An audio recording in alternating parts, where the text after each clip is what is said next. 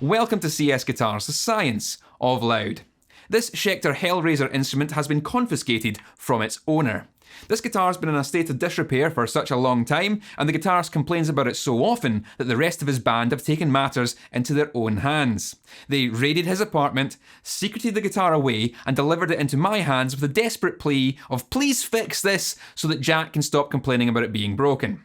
After taking a look at it, I decided this might make an interesting video.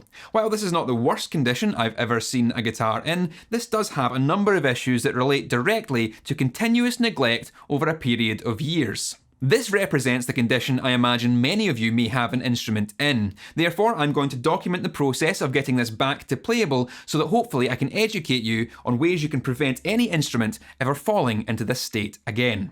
This is a guitar that's seen show after show, night after night. Gets thrown back into its gig bag covered in sweat, launched into the tour van and only removed again at the next city for the sound check, and critically has never been maintained over that entire time. Small amounts of irregular maintenance could have prevented many of the issues now plaguing this instrument, but not everyone has the time, skills or confidence to perform these tasks, least of all Jack. Over time, entropy takes hold and the guitar eventually falls into disrepair. The main complaint is that the output has become intermittent. This is a fairly common issue as the output jack can work loose over time and the wires inside can become disconnected. We can see in an attempt to fix this, Jack has managed to lose one of the screws and strip the other almost beyond saving. We'll have to find a way to get that screw out and then fix whatever lies beneath. Not only has this bridge been placed on backwards, presumably after its annual string change, but it's also filthy, covered in dust,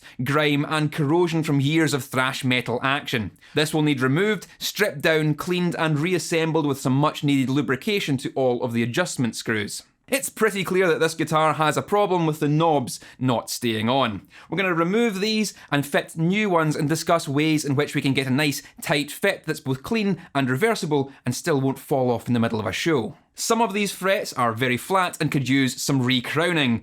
It's been a long time since I've done any fretwork on this channel, so it's probably about time I broke out the files again. This guitar also has a number of setup issues, including the strings being far too high and the pickups being far too low. I'll have to also go around the whole instrument and clean it up and ensure that everything is screwed in nice and tight and snug and adjusted to where it needs to be.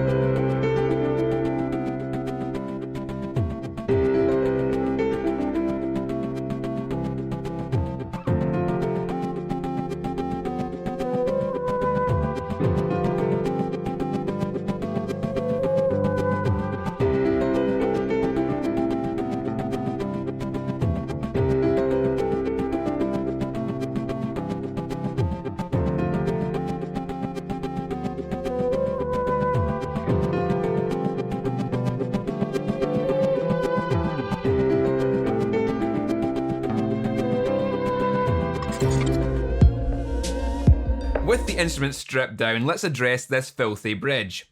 Gunk and corrosion from years of sweat is easy to remove with an acid bath. I'm using white vinegar for this process. Vinegar is a weak acid which is safe to use and won't cause any harm to me or the part and can be disposed of safely. However, it will do a fantastic job of lifting off all the corrosion, rust and filth from the metal parts. I'm sure as a kid you put old coins into a glass of cola and they came out shiny. This is the same idea. It only takes about an hour of regular agitation to see the process working. The vinegar is turning orange with the lifted rust and there's a lot of debris floating in it. After a good scrub with a toothbrush I don't intend to put back in my mouth, these parts can be removed, washed in warm water to remove any remaining acid, dried thoroughly and then sprayed with WD-40, a moisture displacing lubricant which will go some way to protecting the metal parts against the next onslaught of neglect. The difference is striking. The bridge is clean, shiny and fully functional. When putting the bridge back on, make sure that the saddles with the wide slots are on the bass side and the ones with the narrow slots are on the treble side.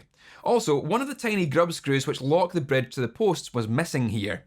These should never need to be taken all the way out and therefore never need to be lost. When it comes to stripped screws, there are a number of ways to deal with them. After discovering to my satisfaction that the appropriate size screwdriver wasn't making enough purchase to turn it out, I tried using an elastic band between the driver and the screw. In many cases, this is enough to fill the stripped section and allow the driver to get extra grip on the subject. In this case, the screw was too far gone. I got a couple of turns and nothing more. There are specialist tools for screw extraction, and it turns out I don't have them, despite thinking that I did, which meant I needed to resort to drilling the screw out. By choosing a drill bit the same diameter as the screw head, I can drill the screw head until it's completely removed, allowing me to slip the jack plate off the ruined screw and then work the screw out of its hole with a pair of pliers. In most cases, the reasons for intermittent outputs is because the output has loosened and the player has tightened it up again from the outside. This usually results in the output turning internally, twisting the wires, either snapping them completely or fraying or shorting them. However, it turns out in this case the opposite is the problem. The nut refuses to move even after liberal application of WD-40 and percussive maintenance. It appears to be corrosively welded in place and the rear of the socket confirms this. The contacts on this stereo output jack are incredibly corroded, the worst I've ever seen, and is preventing the plug making an electrical connection with the contacts. It's not even worth trying to restore this. I'm replacing it with a plastic-bodied spare and a new plate. The thinking here is, if the contacts are being shielded by a plastic casing, it should hopefully offer an additional layer of protection should Jack decide to store this guitar in whatever moist, underwater basement he's been keeping it in. When it comes to knobs, you need to choose the right ones for the type of pots you have. These pots have splined or toothed split shafts. These are expecting push-fit knobs with plastic inserts shaped to match the spline density. That's what these black replacements are and make a very solid, tight connection which won't work loose during a show even when using the push-pull function on the pots. The old knob had a grub screw to tighten it to the shaft. These are designed for wider, solid shaft pots where you can really tighten them on and prevent them from moving. Using these grub screw knobs with your split shaft splined posts usually results in them working loose and falling off. So know your knobs. You need to clean and oil your fretboard from time to time. Sweat, dirt and shed skin all accumulate on the fretboard, building up a layer of grime. Not only is this disgusting, but sweat is typically acidic in nature, with some people having more corrosive perspiration than others. This can dry out the wood and cause it to crack and split over time. Scrape off any heavy filth with a flat object and give it a good scrub with a cloth and lemon oil, which will both help clean and lift dirt and also form a protective layer, saving the wood from the damage your sweat can do.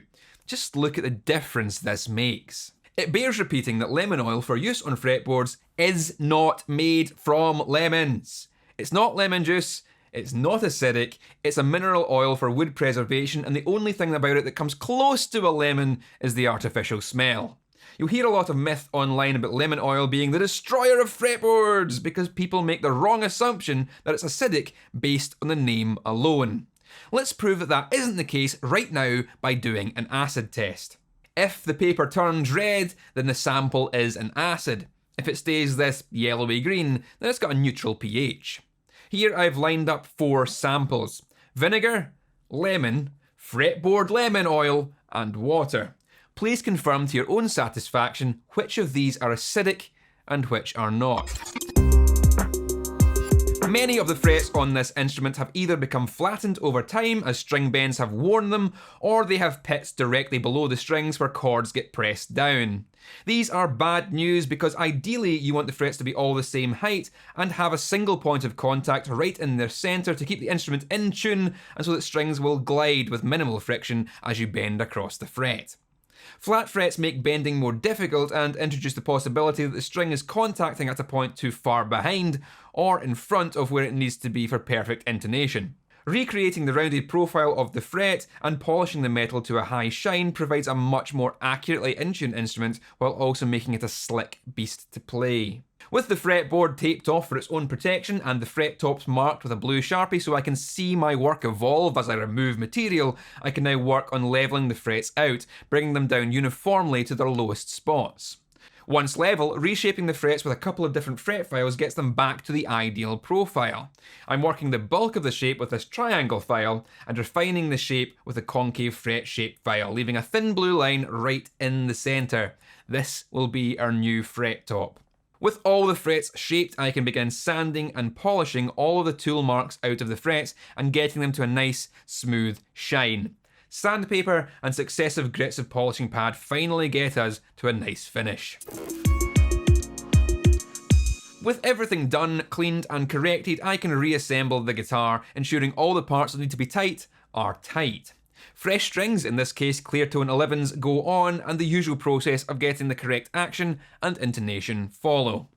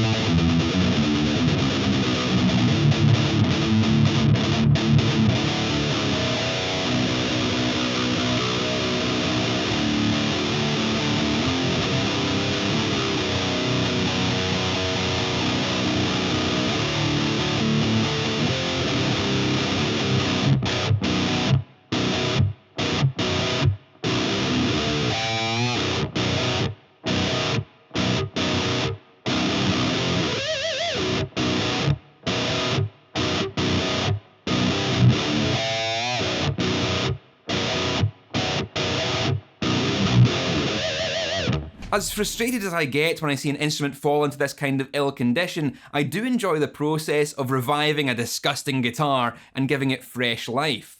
None of my guitars ever fall into this kind of condition because I'm always doing the regular cleaning that I'm supposed to, and I'm looking out for anything that might be working itself loose and dealing with it as it comes along. So it's a rare treat for me to break out all of the tricks that I've accumulated for trying to save messed up guitars. I've had a lot of fun getting Jack's guitar back to a playable condition, and I hope he appreciates it once I get it back to him.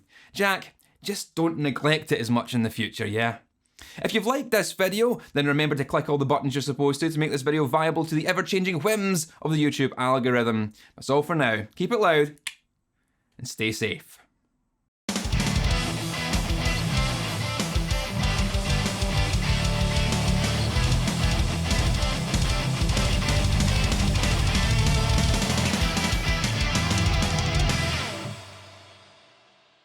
For fuck's sake, Jack!